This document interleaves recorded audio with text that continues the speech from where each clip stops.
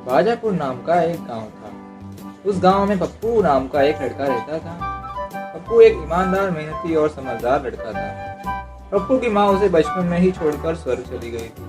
पप्पू के पिताजी एक किसान थे और वो खेती बाड़ी करके अपना और पप्पू का पेट पालते थे। पप्पू के पिताजी खेत में जी जान से काम करते थे। उनके पास कोई ट्रैक्टर या आधुनिक मशीन नहीं थी, इसलिए वे कुदाल से ही सारे खेत को कोड़ते थे। पप्पू को ये सब देखकर बहुत बुरा लगता। हालांकि पप्पू भी अपने पिताजी की पूरी मदद करता था, पर फिर भी वे मुश्किल से 2 वक्त की रोटी खा पाते थे।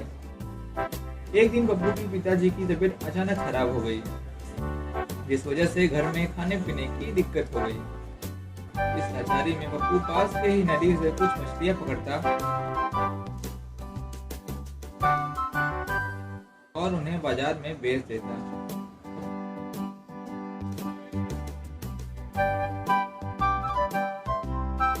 एक दिन जब पप्पू मछली मार के बाजार में बेच रहा था, तभी पप्पू के पास एक बुढ़िया मछली लेने आई और पप्पू से बोली, अरे बेटा, तुम कब से मछलियाँ बेचने लगे? तुम्हें तो इस उम्र में पढ़ाई करनी चाहिए। ये सुनकर पप्पू ने अपनी सारी परेशानियां उस बुढ़िया को बताई। ये सारी बातें सुनकर उस बुढ़िया ने पप्पू को कुछ बीजों से भरा थैला दिया और कहा, इसे अपने खेतों में डाल देना, तुम्हारी सारी मुसीबत दूर हो जाएगी। ये कहकर वो बुढ़िया गायब हो गई। पप्पू शाम को घर आया, अपने पिताजी को पानी देकर वो खेत में गया और वो बीज खेत में डाल दिया और घर में जाकर खाना खाकर वो दोनों सो गए। सुबह जब पप्पू उठा और वो अपने खेत में गया तो उसने जो खेत का हालत देखा, उसकी आंखें खुली की खुली रह गई। पप्पू की पूरी खेत सोने की फसल से लहलहा रही थी।